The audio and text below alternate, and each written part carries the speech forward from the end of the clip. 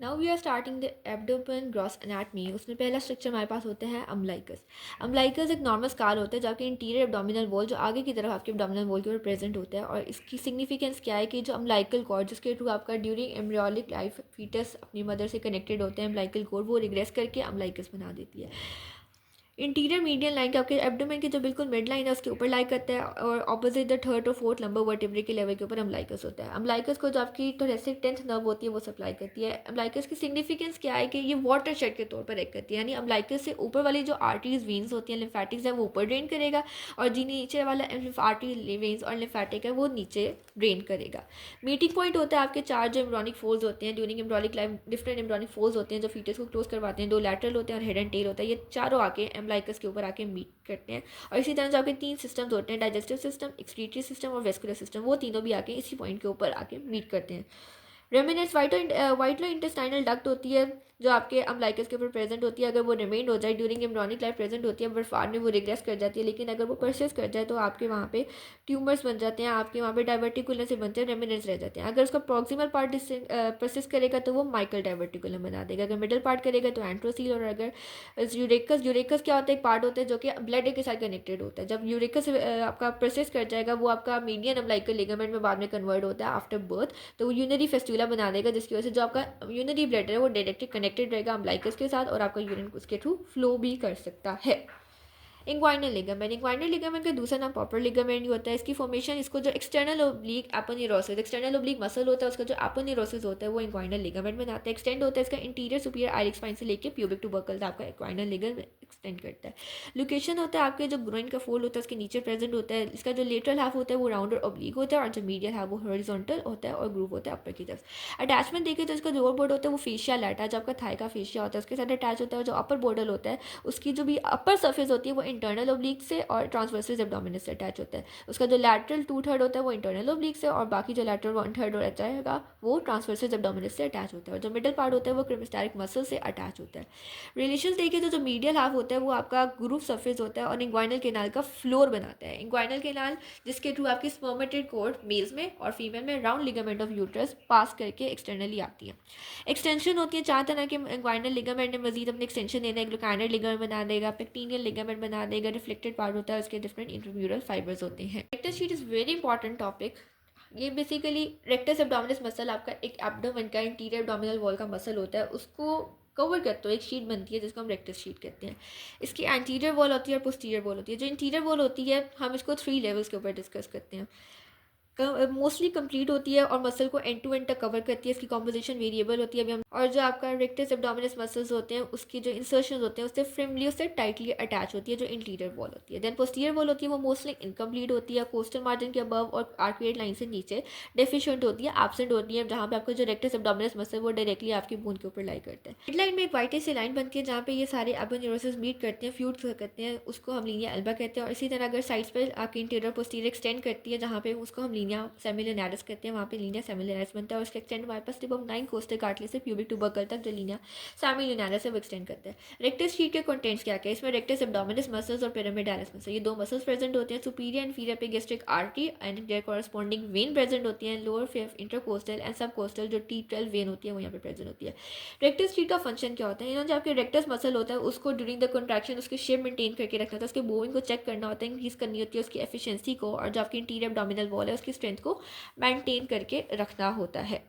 Rectus sheet को हम 3 level पर डिस्कस करेंगे। Above the coastal margin, between the coastal margin and arcuate line and below the arcuate line. Above the coastal margin जो आपका rectus sheet होती है उसकी interior wall external oblique aponeurosis बनाता है। ये आपका एक्सटर्नल ओब्लिक मसल आ रहा है और ये इसका एपोन्यूरोसिस आ रहा है, इसने आगे जाके जीफल प्रोसेस से कनेक्ट हो जाना है। ये आपका रेक्टस एब्डोमिनस मसल है, इसके ऊपर आपका एक्सटर्नल ओब्लिक आ गया। और जो पोस्टीरियर वॉल होता है वो डेफिशिएंट होती है, जो रेक्टस मसल वो directly 5th, 7th, 6th and 7th costal cartilage के ऊपर लाई करेगा।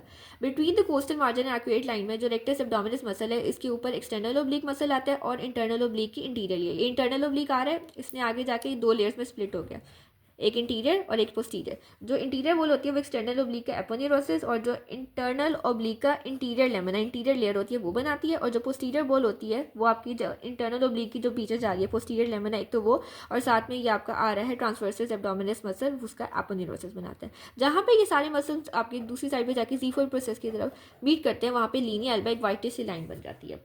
बिलो दी आर्केड लाइन जो इंटीरियर वॉल होती है वो तीनों मसल बनाते हैं, उसमें एक्सटर्नल ओब्लिक भी प्रेजेंट होता है, इंटरनल ओब्लिक और ट्रांसवर्सिस एब्डोमिनस भी मसल प्रेजेंट होता है।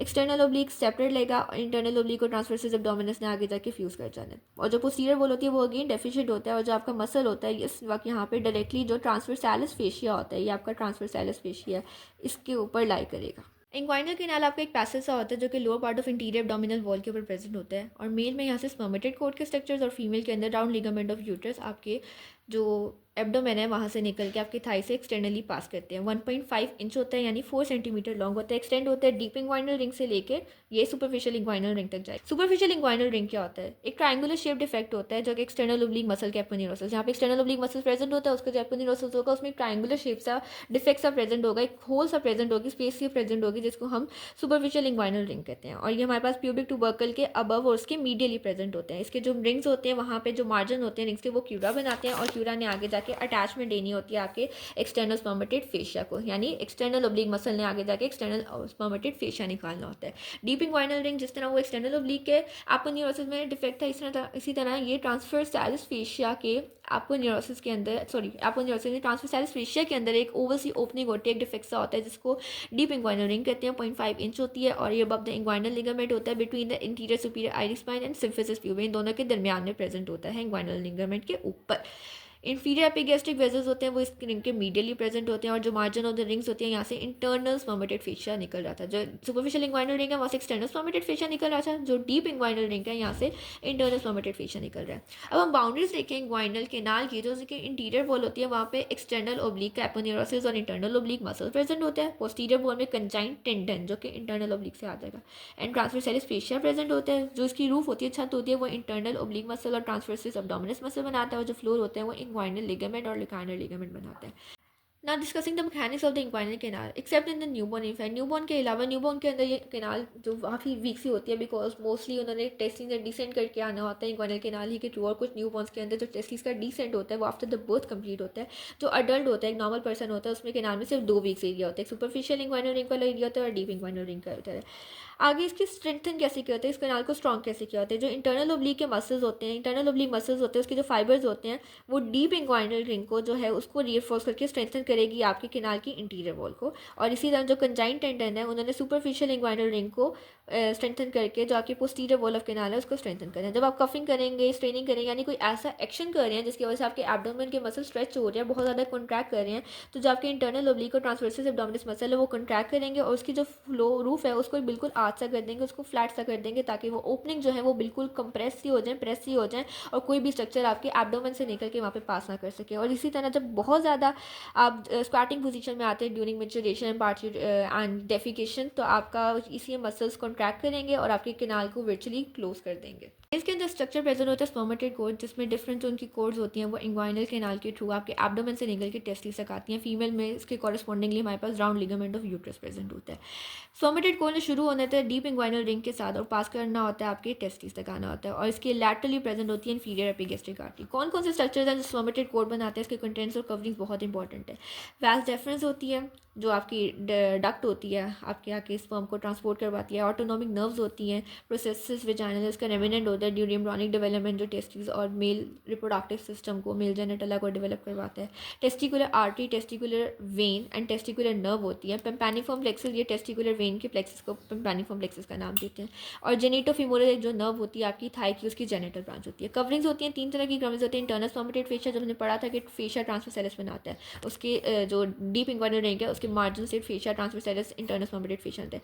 क्रीमेस्टेरिक फेशिया आता है जो इंटरनल ओब्लिक और ट्रांसवर्सिस एब्डोमिनस बनाते हैं, और एक्सटर्नल स्पर्मेटेड फेशिया होता है जो एक्सटर्नल ओब्लिक मसल बनाते हैं। सुपरफिशियल इंग्वाइनल रिंग के जो क्यूरा होते हैं, जो मार्जिन होते हैं, उन्होंने एक्सटर्नल स्पर्मेटेड फेशिया निकालना होता है, और वो आपका एक्सटर्नल ओब्लिक मसल से आता है।